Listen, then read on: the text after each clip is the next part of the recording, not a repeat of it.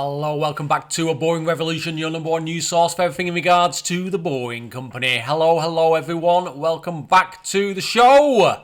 So, I thought I would do part 2 of my utility tunnels video. I think this is a very promising concept. There's so many use cases, literally dozens of use cases. I'm going to highlight 3 today.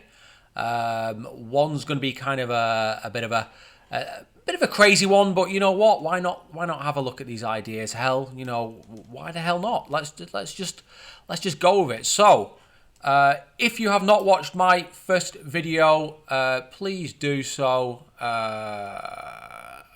rid of that. So it basically covers all this here. So what is it? What are utilities? You know, basically you've got all you kind of core kind of utilities: water, gas, electricity, and at the moment I'd say broadband as well. But I think we can go a level above that. So these are pretty much common kind of known pieces of information here.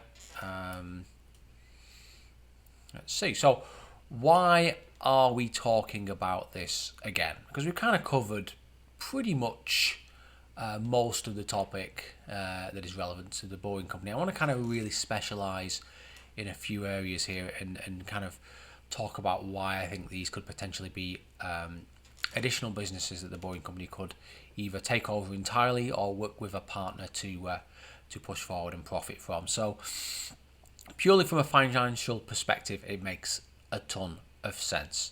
We're always going to have utilities. Utilities are important to everyone's lives. You can't live without them. Utilities, certainly here in the UK and especially in places like the USA and Canada, are getting quite old. And as you know, when things get old, they break. So that we tend to build more of it. So there's going to be dramatically reduces the need for invasive roadworks. If you have ever got stuck in traffic caused by roadworks, you know that it is never ever ending, and if it's on your way home, you're probably going to get stuck in those roadworks for a good couple of months, if not longer, potentially up to a year, maybe more than that. So it's not great. We don't like roadworks. How do we stop doing roadworks? Well, basically, we kind of remove the existing infrastructure and put it underground, and then we can just repair it underground without having to stop traffic, which is ideal for everyone, really. All infrastructure has a shelf life, whether it's your gas, your water main, even your broadband, sewers, all these kind of things. Eventually, they break, and it's difficult to say when they're going to break. Often they break over, in pieces, and then you're repairing it here and here and here and here, and then the whole thing is just, it's constantly costing you money, and you're just waiting for more things to break. So you want to replace it before it breaks, and then if you can put that in a utility tunnel, you can then go in there, you can inspect it, you can get an understanding of how it's going to potentially break, or when it's going to break, or where it's going to break. You can actually physically see it. You're not kind of doing guesswork because it's stuck under 2.5 foot of soil. You can actually see it there, and you can understand it better, and potentially it'll last a lot longer if you can put it in a utility tunnel, especially if that utility tunnel is bone dry, and potentially even maybe you remove the moisture from that utility tunnel. That certainly would help the life span of some metal pipes, especially steel. I was in a Clubhouse room, and we were talking about smart cities, and this was constantly brought up, and there's many things you can put in this, and I think that if you're going to build a smart city from scratch, you would have to be crazy not to use some kind of tunnel or some kind of trench where you put your utilities. I think that is where we're going now, and it has been done in some smart cities. The one in South Korea comes to mind, and also they're talking about doing this in the smart city in Saudi Arabia. So it is clearly a good idea, and there's many inventive ways to use the utilities within that space. And you can have multiple tunnels. You don't need to have one utility tunnel. You could have multiple ones. You could have certain things in certain tunnels. There's loads of ways to mix and match it. So I have 3 really great side businesses for the Boeing company. Again, this could be a company, part of the company. They could work in partnership with maybe a couple of companies or maybe a few companies to roll this out in a particular city or state. Who knows? But they are very good sources of revenue in addition to what the Boeing company is planning to do at the moment. Firstly, let's just have a look at that proposed cross section. So what we showed in the first video. So as you can see, I've thrown a lot of things in here. Some of these things really not really going to happen likely. I mean, like oxygen would be quite useful in a hospital, but you know, the chances are your utility tunnels are not going to be in close proximity to a hospital. So yeah, and steam is kind of an interesting idea, but it's an old idea. It still works really well in New York, but whether you would do that from scratch in a smart city or an existing city, I'm not too sure you would, but it's worth considering. You could essentially make this entire pipe a steam, this entire tunnel a steam tube, if you really wanted to. I don't know what the advantage to that would be. Maybe you could use lower pressure, but it's all worth considering. The most important thing is this. Modern cities need high-speed internet, and having fiber optic cables enables you to have the fastest internet possible. So pretty much all my ideas today are going to contain fiber optic cables, because why not just throw them in there if you're going to get paid to do so, and you've got the space to do it. You might as well do it. There's no reason why. And fiber optic cables are super maintenance free. Once they're in and tested, then you know that's it. You leave them for many years. Here's what I proposed as well: is this kind of method for kind of costing whether a proposed utility would be worthwhile putting in a tunnel. So ideally you want multiple utilities, but say you just wanted to put one or three of these, then the cost is $5.5 million per mile. I think it will actually be a lot lower than that, but you know, why not highball it for the meantime. Then you sell it per cubic meter. So on this particular one, it's 700. It might be a bit more than that, but you're still going to make money at 700 when the cost is 5.5. And then you have an annual maintenance fee, which I have increased to $45,000 per mile. Obviously, you're going to have to grant people access to the tunnel, and you're going to look after the tunnel, ensure that it's properly ventilated. Maybe you're going to dehumidify the tunnel as well to make sure that there's very minimal water, kind of vapor in there. There's things that you would do that would require a maintenance fee, basically. So here was proposal 1. So I particularly like proposal number 1 because it helps you do 2 very important things. Number 1, it helps businesses and homes and offices and government buildings heat themselves and cool themselves. So the way we heat and cool buildings at the moment, especially old buildings, is not the most efficient. And we need to start thinking about how we can do it better and how we can invest money that will thus in the future save us money, because those efficiency gains are very, very high. And district cooling is not very well known, but it is done, certainly in some Eastern European countries and some other countries as well. They do district cooling because they've already got the district heating system. But the main kind of focus, I think, for the Boeing company could be district heating, because once you've installed that district heating system and people are piped in there and you've got, 15, 20, 25,000 customers, then all those customers are kind of dependent on you, and you can make good profits because your system is going to be super efficient and you can charge less than what it would be if you installed maybe a boiler or some kind of industrial heating system. Also you're going to make good profits because the cost of actually running that system is going to be fairly low, especially if it's in a utility tunnel and you can inspect it regularly, because sometimes these things do go wrong. They are run at very high pressures, remember. So some systems are run at 150 degrees Celsius, and they also run, I believe, just off the top of my head, it's something like 5 bar pressure. It might be more than that actually, it might be 6 bar.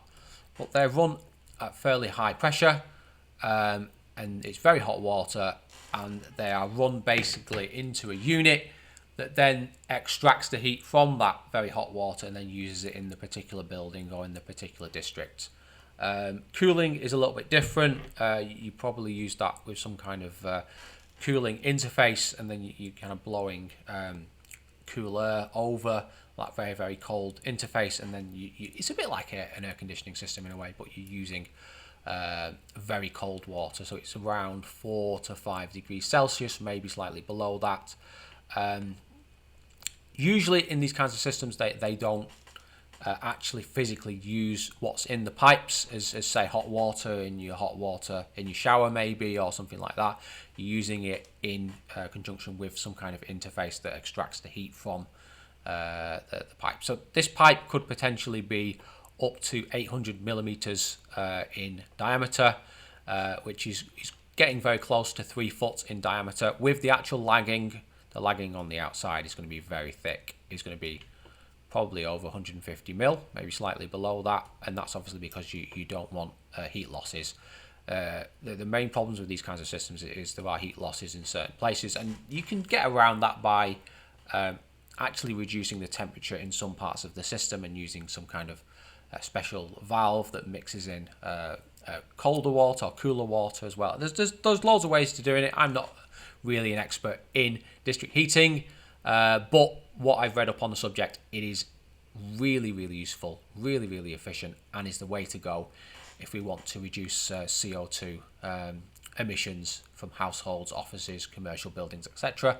As I said before, I've included some fibre optic cables because there's no faster way of getting internet around a city, so you might as well throw in a load of them here. And also I've thrown in this DC power. Now, you're probably thinking, Will, why are we doing DC power and not AC power? Well, I'm going to come to that in a short while.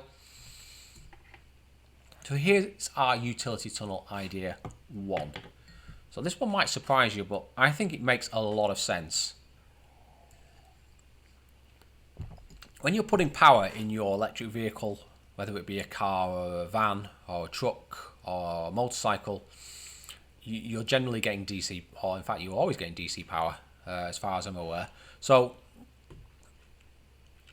what's in these chargers is DC power, but what happens is you have an AC alternating current supplied here to this supercharger station, and then it's converted to DC, and then it's sent to the various chargers. But what I foresee happening is that we're going to have a massive increase in solar on the grid. There's already an increase, but I think over the next 5 years, it's going to be a very, very big increase in solar power. Also wind as well. And then we're going to be storing a lot of this excess electricity in large batteries. So like power walls, power packs, mega packs, that sort of thing, and various other kind of systems. Why not have a grid that is directly connected, that is a DC grid? And the reason why AC grids won, 150 years ago, was because there were massive losses in DC power systems in terms of when you're transmitting that power over long distances.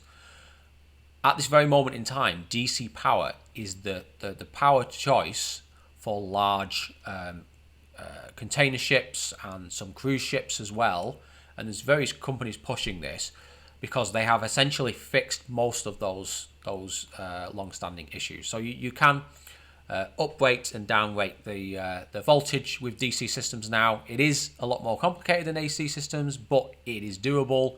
And also the costs of breakers for DC power systems has come down considerably.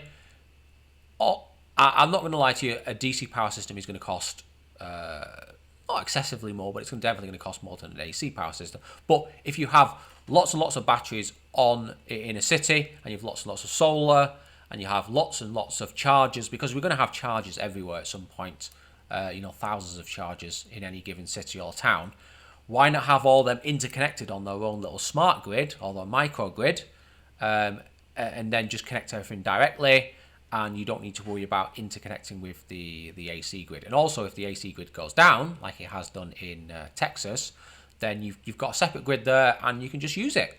And you don't need to worry about potentially some kind of intermittent power supply. So if you could put that in a tunnel, if you've got a utility tunnel and you've got lots of other things in there and you can put that in there, then it'll be very, very cheap to roll out this microgrid, because one of the main costs is going to be laying the cables and actually installing them. So if you could develop a utility tunnel where you're basically just dropping it in place, you're rolling it through and then pulling it through and then you're dropping it in place, that is going to be really, really useful. And Tesla could probably get in on this, and various other charging grids, and local governments could have their own DC chargers. So you could have the electricity going through the tunnels at quite high voltage, maybe 5,000 volts, 6,000 volts, maybe higher than that. And then when you get closer to areas where you need the superchargers, you could take it down to, say, 800, 900 volts, because a lot of cars have that 900 volt architecture now. I think that's probably the future. Maybe it'll go to 1,000 volts, who knows. But 900 volts, that should be more than suffice. So that's one idea. And obviously, if you are supplying that power, you can then sell it in more places. There's less infrastructure because you're not having to convert it from AC to DC. You could have all the lights, all the lampposts in any given city connected to DC power, or maybe some of them, and then through those lampposts you could have a connector where you charge your vehicle. So, and you could obviously have like some kind of payment point on there as well. So it's a good way to make money. People are going to be using electric vehicle chargers, and people are going to be also storing electricity at off-peak times to then maybe sell onto the grid at a profit. So if you're in between that, if you're like a middleman, then that's going to be useful. So I think that's one quite a cool idea that I particularly like. Another one is going to be district cooling and district heating.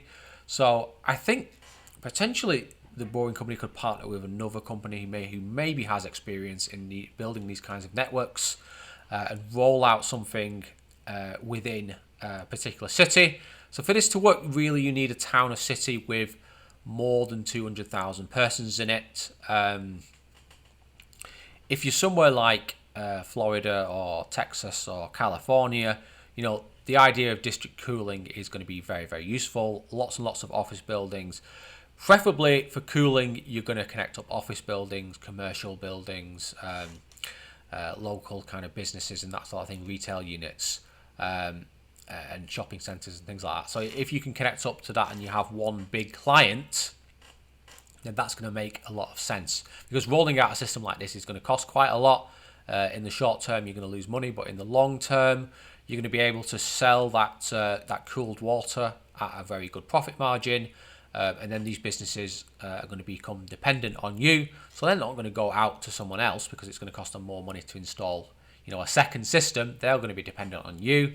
You can then slowly take over that city, and then you can work up your prices so you have a nice 30% gross margin. So I quite like that idea. All this can be put inside utility tunnels that are built by the Boring Company. Even at £6-7 million per mile of utility tunnel, this is workable if you can combine it with, say, high voltage cables, DC cables, and maybe sort of water supply as well. So if you can put other things in the tunnel and also connect it to district cooling, then this is a winner and potential revenue source as well. District heating is so. For your district cooling, you're probably going to focus on using renewable energy to generate that cool water. So it's probably going to be wind, solar, maybe if you're in the right position, maybe tidal, maybe a few other things. So wave energy potentially. So that's going to kind of generate electricity, which you're going to then use to cool the water. District heating is a whole different beast. Obviously, district heating has been around for a very, very long time. There are huge networks in Russia. There are many, many networks in Eastern Europe. These are very, very tried and tested pieces of infrastructure, and a lot of people use them and enjoy using them because it's very consistent and it's very reliable. They get their heating sources from various sources. So if you just look at this diagram, the majority of heat for a district heating system tends to come from a power station. Now, this is a bit problematic because obviously a lot of power stations, whether it's coal or gas or even biomass, they obviously generate CO2 and they generate particulate matter as well. Although modern power stations don't generate that much, but still it is problematic because when they are producing electricity, they've obviously got a turbine, and that turbine is generating lots and lots of very, very, very hot water, and then that hot water can be used throughout a city. So otherwise it's going to waste, isn't it? But we are probably not going to have very many coal and gas power stations being built in the future. So you've got to ask yourself, where is this energy going to come from? So there is a cooling map on this as well, but we're just going to ignore that for now. So your water's coming through at 150 degrees Celsius, and it's going into your various businesses, as it were, and then it leaves the businesses obviously cooler because it's gone through the heat interchange, and maybe it comes out 100 degrees Celsius, maybe slightly more, and then it goes back to the power station, and it's recirculated and reheated up because it's more efficient to take water that's 100 degrees Celsius and take it up to 150 degrees Celsius than to take water that's, say, room temperature 20 degrees Celsius and up to 150. So I like this idea. I like district heating. I think that it requires a lot of work to build the infrastructure, but if you have utility tunnels anyway, then it just makes everything 10 times easier because you can work underneath the road. You're not having to disrupt people by ripping up the road, as we said earlier on. But the big question is, where can you get this heat, and where can you extract this heat that's going to be very, very cheap, and then you can sell that heat for a massive profit to households and businesses and offices and that sort of thing, retail units. So I'm a big fan of SMRs. That might not mean anything to you, but that's a small modular reactors. There's a lot of companies that are looking into this technology at the moment. It's probably 2 to 3 years away from going kind of mainstream. They've been working on these kind of things for the last 15 years, and the technology is there, just about to go through. It's just kind of getting through that kind of regulatory hurdle, but they are very small. So a small modular reactor is typically smaller than a kind of a four bedroom house, and maybe 40 to 50 foot tall, but it produces lots and lots of heat. It doesn't produce excessive amounts of heat like a massive coal power station like this one here, because this thing is going to produce absolute monster amounts of heat, and you won't be able to use it all. But a small modular reactor like this will produce just enough heat for kind of a large town or a small city. A lot of these SMR companies are playing on the fact that they can, rather than just having one giant reactor that takes sort of 10 years to build, they have these smaller reactors that they build in a factory and then they ship it out to you. So it takes a lot less time to build it, and then you have multiple reactors as well. So maybe you start with 4 nuclear reactors, and then you maybe have, in the long run, 8. Now, I'm sure you're saying to me, we're not too sure about having nuclear power stations near where people live, but SMRs are super safe, very, very safe in terms of their active safety systems and also their kind of passive safety systems. The probability of something like this going into like a meltdown is very so low.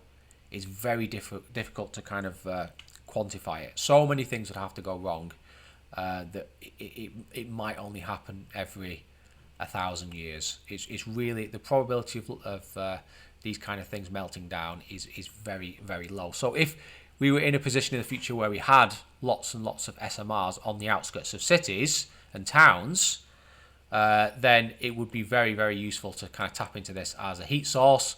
Other heat sources are obviously like heavy industry, so like we've got a foundry here, and then you have, here's an example of some pipes that would connect up to it. So in this case, I think they're around 16-inch diameter, something like that. Biomass is another option. I do not like biomass because a lot of biomass pellets at the moment in the UK are coming from Canada and the USA, which does not make any sense to me whatsoever. Biomass should be a local thing, and on top of that, it also produces CO2 and particulate matter. So really, biomass is not great, but it does work well with district heating. Obviously, you could use things like wind power, solar power, and that sort of thing, but it's not very efficient to heat water using electricity. It can be done if you have an abundance of solar and wind power, and maybe tidal and wave power and geothermal, say, as well. Then maybe you would use that, but I don't think so. Also, you could tap into existing coal and gas power stations. However, these kind of things, especially coal power stations, are going away very, very fast in the UK. I believe we only have a few coal power stations left in the UK, and they're due to close in the next couple of years. There's lots of gas power stations. That's probably a solution. However, again, are those things going to disappear in the next 10 to 15 years? It's possible. I'm not entirely sure. But there's various sources of heat there. Acquiring that heat, these people want to give away the heat, by the way. They to them, it's just waste resource. So if they're giving it to the Boring Company and its partners, then they're going to give it to you very cheaply, and then you're going to send that through a lot of pipes at very high temperatures and very high pressures. When that water gets to the office or the business or the property, then you can sell it to them for a good price and still undercut gas boilers and make a good gross margin. And when you become the only game in town, obviously you can essentially set whatever price you want, although obviously you want to set it fairly without upsetting people. So that's kind of district heating and district cooling. They can go in utility tunnels. That's obviously a really good use case. And again, in the previous example, we had fiber optic cables. This, I'm not really sure if I should be classifying this as a utility idea, but it is useful, and I think this is another case of where you could have a tunnel with fiber optic cables. This deck could be a lot higher. We could increase this deck much higher. At the moment, it's already a good 18 inches, maybe 450 mil above this inverse here. So you could increase it, another 200, 300 mil if you really wanted to, because there's lots of room in here. You've got, close to 9 foot. You've got close to 9 foot here. So there's lots and lots of room. So, and you could have gas mains and your water main and various other things in here as well. But fiber optic cables are obviously very, very important to a city, and the faster the internet in a particular place, it's going to obviously attract people. So I'm thinking about putting a delivery system in this particular tunnel. It's going to be a short tunnel, but it's going to have an excellent use case, and it's going to involve partnering with some more people, some businesses in the fast food industry. So, as you know, there are various companies at the moment that are pushing vehicles like this. Now, they're kind of limited by their speed on the kind of surface roads, but if you were to put them into a tunnel, you could theoretically double their speed. Now, obviously, the battery would need to be upgraded to allow that, but you could definitely put them in here. The trouble is demand. You'd have to put quite a few vehicles through this tunnel to make up for that $5.5 million per mile cost. And I have thought of a good way of doing that. And what that involves is putting lots and lots of services, fast food places, some businesses, various kind of supply companies in one location, So maybe an old industrial park, maybe an old shopping mall, something like that, and then having them produce vast amounts of food and resources, and then having them ship that out to the local area. So one thing that I do, I'm addicted to coffee, by the way, and I buy a lot of coffee capsules, but it takes a day for it to come to me, so sometimes I run out. But in addition to that, I order a lot of fast food, and I was just thinking, could you combine things together in one place and then have them ship it out in one package? Like this is called Scout. It's from Amazon. Now, it's probably not going to be able to get up to 50 miles an hour, but potentially they could make a version of this that does get close to that. So here's the idea. So, perk up your ears. I used to work somewhere around here. Yeah? I'm not going to tell you who for, but it used to be the largest surveying practice in all of Europe. In this area here, where is it now? I think is it here? Is it here? I think it's somewhere here. There is a large retail park, and this retail park is very empty because a lot of the businesses have gone bust on there, and they have these large portal frames, and it always seemed like a bit of a waste for me. And there's a large car park as well. And my kind of idea is that we convert a lot of these buildings and build some more buildings into large almost like ghost kitchens. So there's multiple businesses in there, there's multiple kitchens, and you can't go there and order stuff. Yeah, you have to order stuff online, and then that is delivered to you. And this is Manchester, by the way. So there's a lot of people that live in Manchester. In Greater Manchester, there's something like 2.5 million people. The centre of Manchester is very densely packed, and there's lots of people that live in this kind of area here. And potentially there's a lot of people that are going to buy fast food. So the idea is to put a tunnel up here. It's going to be about 1.7 miles long. About 1.7 miles. And then have various places where it can come up maybe into the centre of Manchester. And then you can supply the various residential businesses around here, and maybe some commercial businesses as well.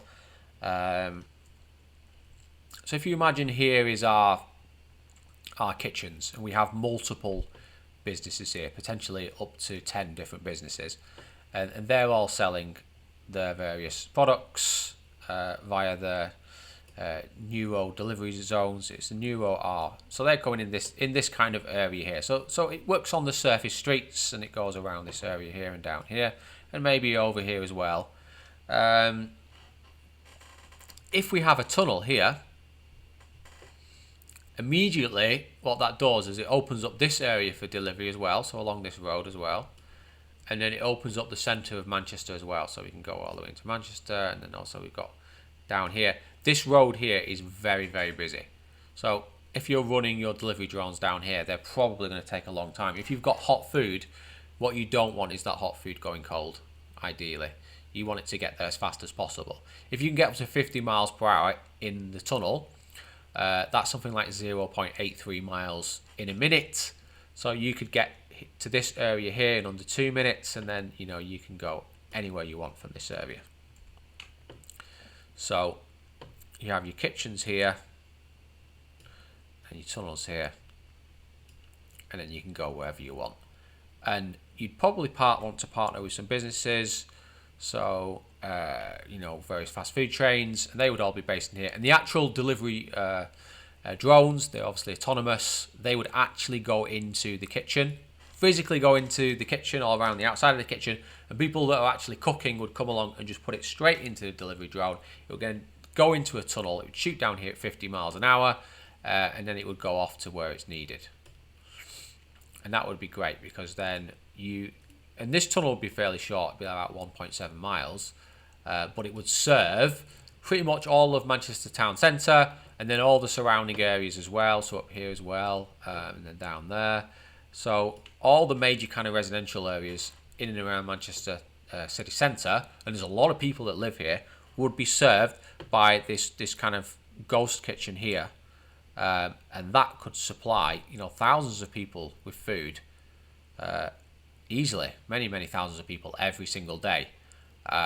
And I just think that it would work quite well, and people would be happy to pay a little bit more for their food, maybe like a pound or a dollar, if that gets delivered super fast, and they don't need to wait around for it. And because it's like an industrial kind of kitchen, the processes would be a lot quicker than, because if you look at current fast food restaurants where they have people coming in to collect deliveries to then take to people, like you've got Deliveroo here in the UK, and you've got DoorDash and all these people. It's not a very efficient system. It can be done better, and it can be done without people involved as well. So you've got autonomous kind of drones, as it were. So hope you like that idea. I think that was a bit of an out of the box idea, but it's kind of developing this utility tunnels concept and putting multiple things in tunnels, and how can you make a revenue out of this. So I hope you enjoyed that. It feels like it's been a little bit of a long episode, but thanks again. Please like and subscribe. Please share this video on Twitter if you have Twitter. And thanks to all my Patreons as well. Your continued support is helping me grow this channel, and I'm forever grateful for that support. Thank you very, very much. And thanks to our newest Patreon, Leaf S, as well. And thanks to everyone who's been supporting me for these many years. It's really, really appreciated. Fantastic. Okay, guys, so I think we're going to finish up on that one. Remember, guys, don't be boring. I will see you on the next one. Thank you, and good night.